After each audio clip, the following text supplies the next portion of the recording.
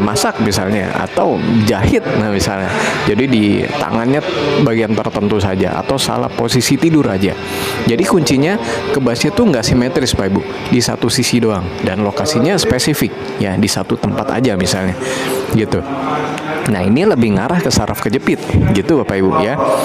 Nah itu bedain dari yang cara pertama. Yang kedua, cara keduanya gimana? Hubungan sama aktivitas dan juga posisi tubuh. Nah, kebas karena gula tinggi itu biasanya nggak terlalu dipengaruhi oleh posisi, ya. Tetap kerasa kayak misalnya habis duduk, berdiri, tidur. Nah ini bisa terasa lebih ganggu di malam hari atau saat tubuh lagi istirahat.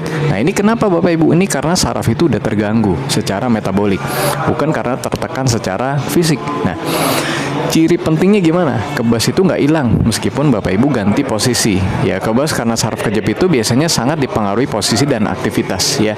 Contoh, duduk lama ya, kebas muncul. Berdiri lama, nyerinya bertambah. Membungkuk atau nunduk, kebasnya menjalar ya. Nah, atau tidur dalam posisi tertentu, kebasnya muncul ya. Habis istirahat, kebasnya berkurang. Nah, ini karena saraf tertekan secara fisik Pak Ibu ya. Saat tekanannya dilepas, keruhannya berkurang ya. Jadi ciri-cirinya gimana? Ya kalau kebas jelas berubah karena posisi atau aktivitas, kemungkinan itu karena saraf kejepit.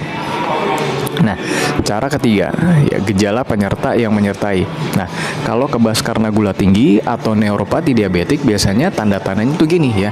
Saat ada sensasi panas dingin mulai berkurang, gampang kram di malam hari, kaki kerasa dingin, kadang nyeri terbakar ya, kemudian luka di kaki nggak kerasa gitu ya. Biasanya ini karena riwayat diabetes lama Pak Ibu ya. HbA1c-nya juga di atas normal, atau gula juga sering naik turun. Nah, jadi neuropati diabetik itu sifatnya progresif Pak Ibu ya. Artinya kalau awalnya ringan ya, gula nggak stabil ya, makin luas dan juga makin berat gitu ya.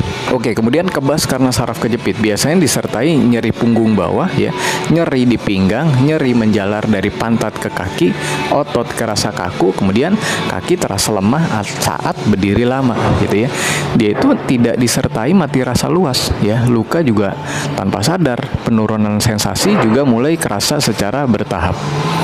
Nah, saraf kejepit itu nggak ngerusak saraf Bapak Ibu secara permanen kalau tekanannya bisa diatasin. Jadi kesimpulannya gimana ya? Nggak semua kebas kaki itu karena gula.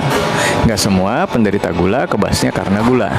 Nah, banyak juga kasusnya itu karena gabungan gitu ya. Gulanya belum ideal, postur tubuhnya juga nggak bagus gitu ya, ditambah sarafnya ketekan. Nah, itu juga bisa jadi solusi. Nah, kalau Anda mau konsultasi, tekan tanda plus di sini, komen mau konsultasi.